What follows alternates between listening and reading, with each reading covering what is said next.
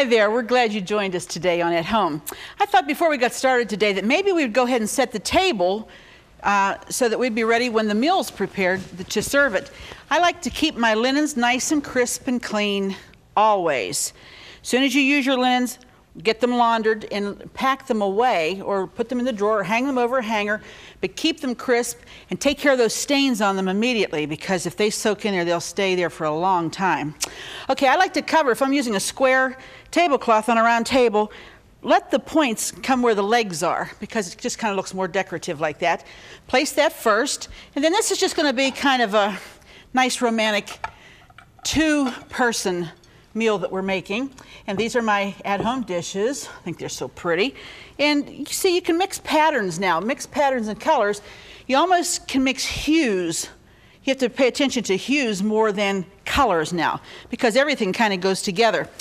All right, now the next thing we're going to be adding is our saucer and our cup. It always goes to the right of the main dinner plate. Okay. And our silverware and our glasses. The glass goes right above that little nook, that little cranny right there is made just for the glass to fit there between the cup and saucer and the dish. And when you put your silverware down, you place the knife always pointed toward the plate. And you put your spoon. If you had a soup spoon, if you were serving something for a soup spoon, it would go next, and then the small teaspoon. And then the fork here, and if you had a salad, you'd put the smaller fork next to it on the outside of the dinner fork. Again, we put the fork's always on the left. And let me see if I can fit that in there. There we go. A little hard to move around there. But you want to line them up nice and straight so it looks pretty. Okay. And then we're going to take our napkins and splurge on some little napkin rings. I think these were like $4 for $1. You can get them all colors. Look around for them, you can find them. Now there's lots of ways to do a napkin. You can just have it like this, fold it and place it by the fork or under the fork, or you can place it on the plate like that. Or you can get there's lots of fancy ways to do this. Some people fold them like this and they stand them up by the plate. What I like, if I have the napkin rings, you take it, you open it out, you take the center of it, you just grab it, place your hand over it, and pull it through. And then what I like to do with them, make sure that none of the underside is showing. I like to place this right in the center, because it kind of picks up the tablecloth and brings it to the center so that the color is there. Okay? Again, we'll do it for our second setting. And you can just kind of shape it any way you want to. Permanent press is wonderful, absolutely wonderful, because you don't have to iron them. Now, if you have some fancy Irish linens, they're a lot of work, but boy, are they beautiful. My grandmother used to do that all the time.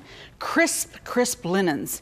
And then you would add your salt, your pepper, and your other condiments and things that you're going to be using for the meal. But I like to, if you think that it's too expensive and you just can't afford to buy tablecloths and napkins, you can buy a flat sheet and make part of it your tablecloth. Just do a hem around the edges and then cut the rest of it into napkin-sized squares. Hem them on all four corners. They're permanent press, and for about $10, you can have a lot of napkins and a nice tablecloth. Well, we have to get on with what we're cooking today. And today I'm putting myself in your position, because what I'm about to cook, I've never cooked before, but it was submitted by one of our viewers. And I thought, I'm going to put myself in the same position that our viewers are in. I'm going to try something cold turkey.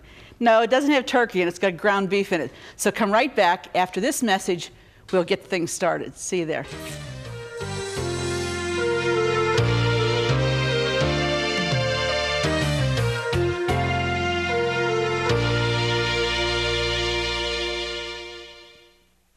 Here's today's at-home hint. To rid plastic containers of foul odors, place crumpled up newspaper, black and white only please, into the container, cover tightly, and leave overnight. For updates, pictures, stories, and more, like us on Facebook.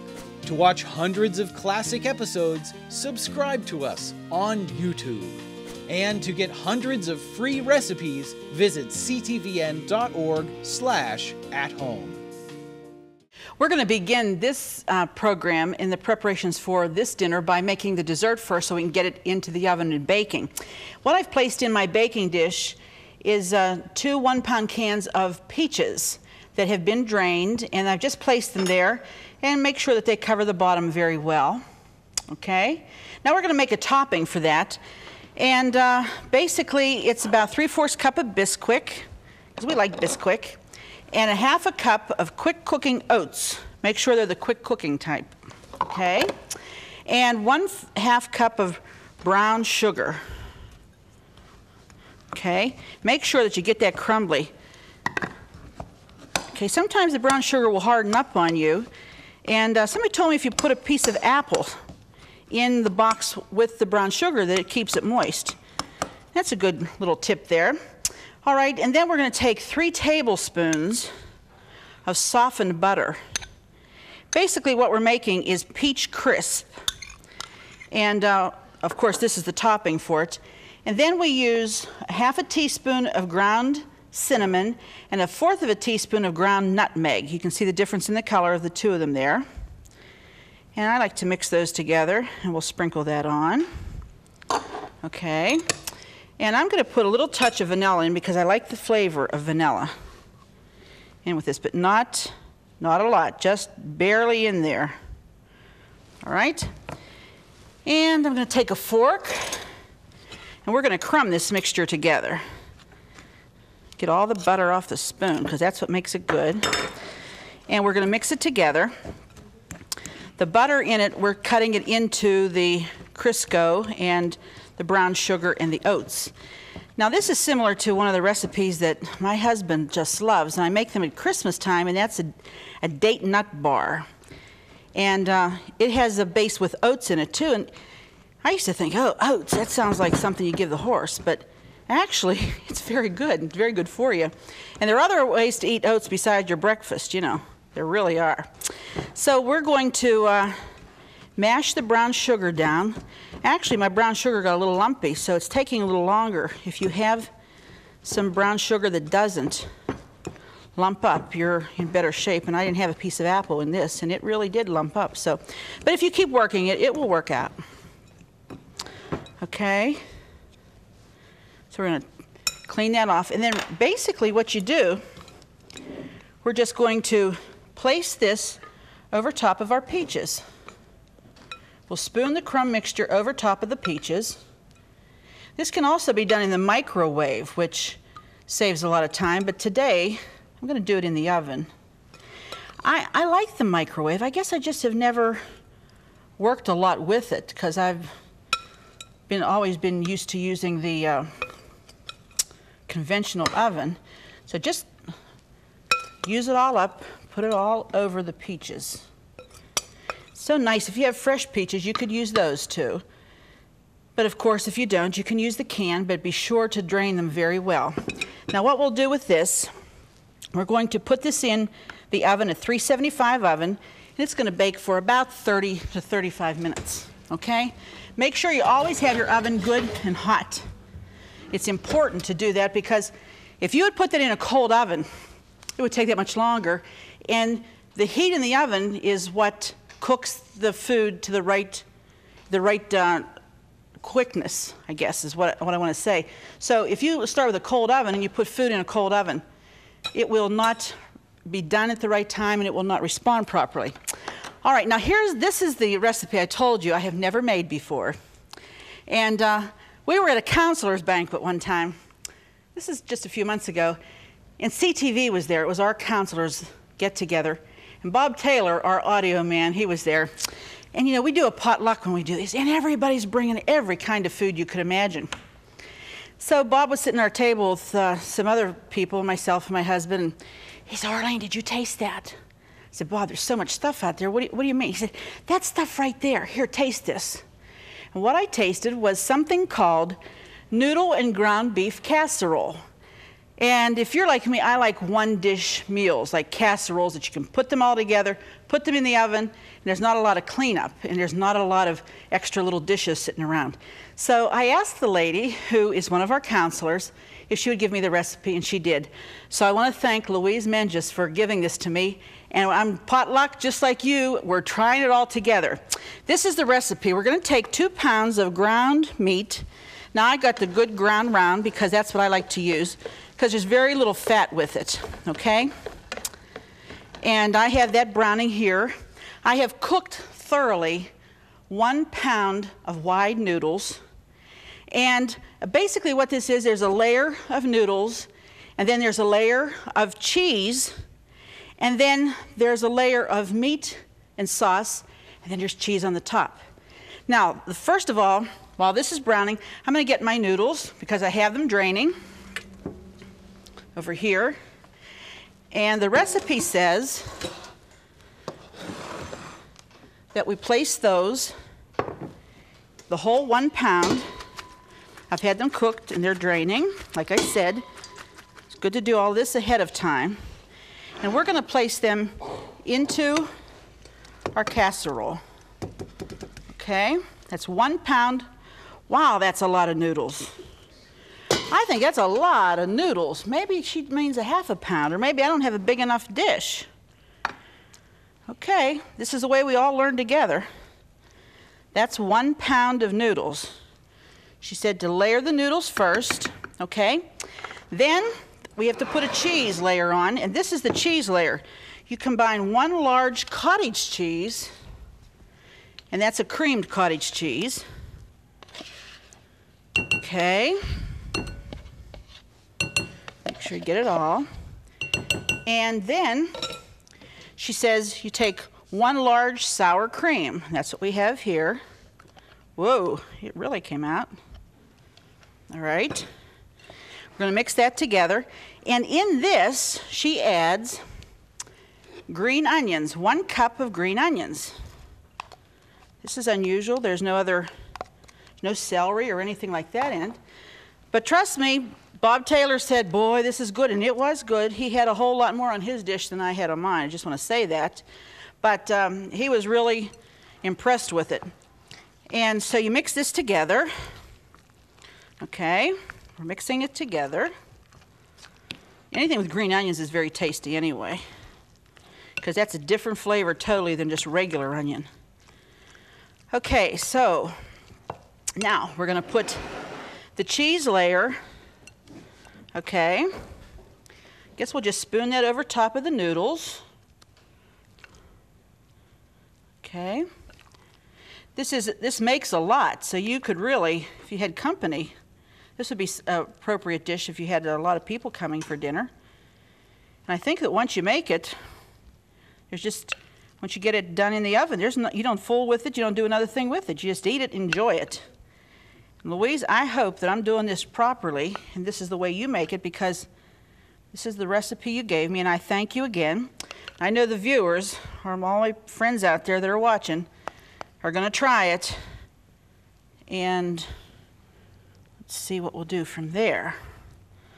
Okay, so we have all our cheese and the onions, and we'll spread it on like that. Okay, that's that one. Now, there's another layer. Hold on. That's where the meat comes in, because in the meat, now she says we add 2 pounds of ground beef, and you want to drain the grease off that because you don't want to use that. Let's put some salt to taste. If you notice, this is really wonderful ground meat, very little fat on it. Actually, like I said, it was ground round, and the fresher it is, the better it tastes. So ask the butcher, just say, I really would like even get a chuck roast and have them grind it for you so that you can control the fat content if you don't find any meat laying there that's already ground that you think is what you want. Then we add some garlic salt. Actually, she doesn't tell me how much, so I'm just going to sprinkle a little bit here. Okay, because I know the garlic salt isn't as potent as the garlic powder, so we'll just give it a light sprinkle. And then, on top of that, she says you take 2 cups of ragu. What would we do without ragu? Let me see, I'm going to measure 2 cups. That's about it. Okay, and we combine that with the meat. This is really smelling very good, I want you to know. It really, really is. Okay, and you would need to let that get nice and hot, because I think the hotter it gets and the more bubbly it is, the quicker it will cook it will bake in the oven, because that's what we're going to do with this. Make sure that it gets completely coated, the meat gets completely coated. There's so many varieties. It used to be just plain old ragu that you could buy off the shelf. Now they have the garden variety, they have this, and you could use your own sauce in this too, by the way. It doesn't have to be just ragu, but there's so many to choose from now. There's the original, there's the grandmas used to make, there's the new choice kind, all these different kinds. It's hard almost to find the plain old ragu. Then, let's see, I think that's looking pretty good. I think I'm going to let that just get a little bit warmer, because I think it needs to get good and hot. Okay? Then with this, what we're making today, this meal, I would like to put a vegetable, because you have a starch, you have some cheese, you have your meat. And I like to make Italian beans. Now, this is my recipe. Louise didn't submit this one. But I've made them for a long time because they're a green bean. And we had, Norma Bixler was here several weeks ago talking about green beans. And all the mail came in, kept talking about, my family really likes green beans. So we thought, well, why don't we make another kind of a green bean? And this is one that has just plain old cans of green beans in it. And I like to use olive oil. You need to get your skillet. You're going to do them in a skillet, so get the skillet hot, get the oil hot. Okay, that's about enough. We're going to make 2 cans of green beans. And what you want to do is make sure that you have them well drained, because you don't want a lot of moisture in it, because that just waters down the flavor. So get your skillet hot. And let's see, this is going pretty good. Maybe we'll go ahead and finish this while that skillet's getting hot. What she says then is just spoon this meat over top of the cheese. Boy, it smells good. Smell has anything to do with it. We're in business. Isn't it scary sometimes to make new recipes that you've never made before? Because I keep thinking, well, does it look like it's supposed to look? And I wonder, is it going to taste like it's supposed to taste? You know, this is very easy. This is very similar, now that I see everything together, very similar to lasagna. You got your noodles, you got your cheese, you got the sauce, you got the meat. And I'm sure it's going to taste very good. Okay, this is just the right pan for this too, nice and deep. Okay. Spread it all out. Looks pretty good, doesn't it? Mm-hmm. Okay, then she says you put cheese on the top. Now I'm going to use Parmesan and some mozzarella. She didn't specify too much about the cheese. So what I think I would do is put the Parmesan and some mozzarella. Tell you, I think this might be a winner, Louise. I remember it did taste good. And I know that somebody upstairs who's in the audio booth now is probably drooling all over the equipment saying, get it in the oven, let's have some. You know, our crew here, we can try it. They're like the guinea pigs of CTV. They'll eat anything. You can put anything out, they'll try it. Never have to worry if something's going to be left over. And people ask me all the time, Arlene, who eats all that food that you prepare? Trust me, it's the crew. They'll eat anything. They don't ever bring lunches, or seldom bring lunches on days when we're doing production, because they know we don't have to bring a lunch, we're going to eat. Okay, well, our peaches are going to town. Now we're going to let's put our ground beef casserole in. Tell you, that's a heavy dish because it's full of goodies. And we're going to let that bake at 350 for 25 to 30 minutes. If you love At Home with Arlene Williams, then subscribe to our YouTube channel. We have hundreds of episodes with all your favorite recipes, holidays, and friends. Say hi to your fan club. Hi, fan club. And don't forget to click the bell so you'll never miss another episode of At Home. And what we're going to do now is take a little onion. You can use purple onion or white onion. And I just slice it. You don't want it to get too brown. Maybe we'll set that off just a minute. It gets so hot so fast. Okay. And I want to just keep, not a whole lot on onion, but enough to give it a flavor. Okay. This is what brings out the taste, because you're going to be amazed at what we're going to do with this. Remember, olive oil, a little bit of onion. Now, we're going to put the green beans right in there before that onion gets too brown. And it's 2 cans, like I said, 2 cans of green beans. You say, I never saw anybody frying green beans. No, that's why this is different, because you probably haven't seen this before, but trust me, it's very good.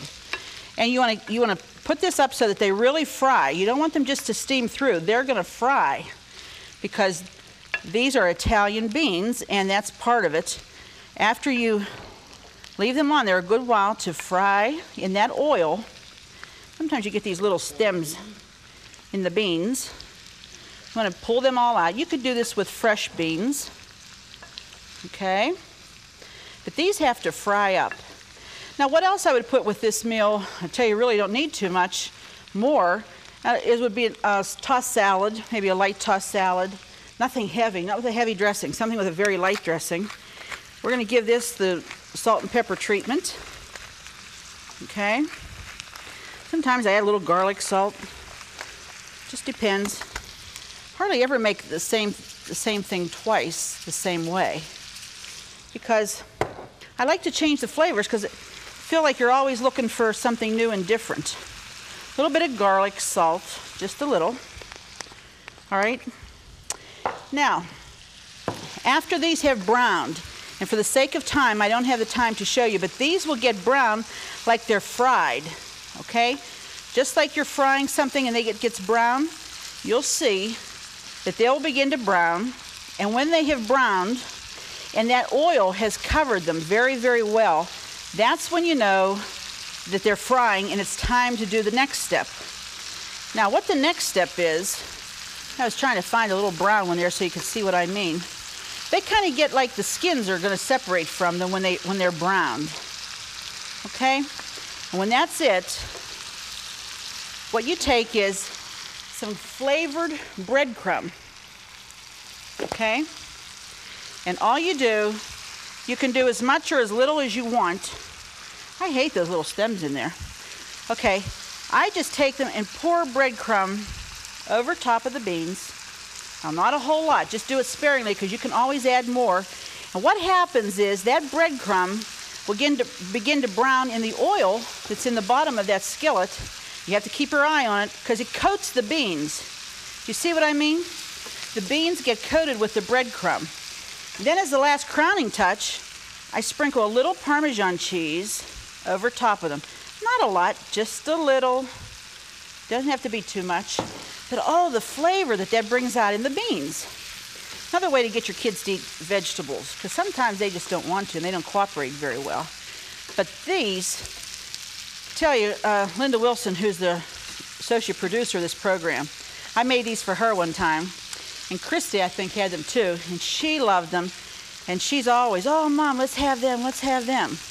Well, these are favorites of kids.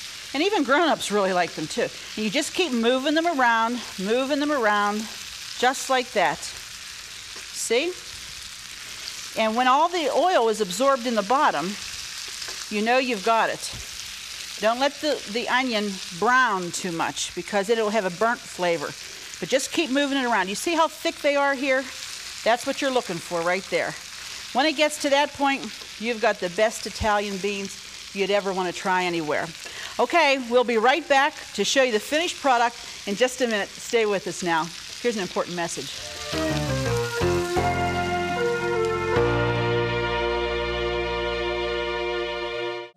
To get all the recipes from today's show, plus hundreds of others, just click the link in the video description or visit our website, ctvn.org/at-home. Well, we're sitting at the table that we beautifully dressed just a few minutes ago, and I have to tell you, Louise, you are a sweetheart, because look at this noodles and ground beef casserole. It looks wonderful, and I can't wait to try it. Along with our green beans, Italian that we've made, Italian green beans. I think your family's going to enjoy them.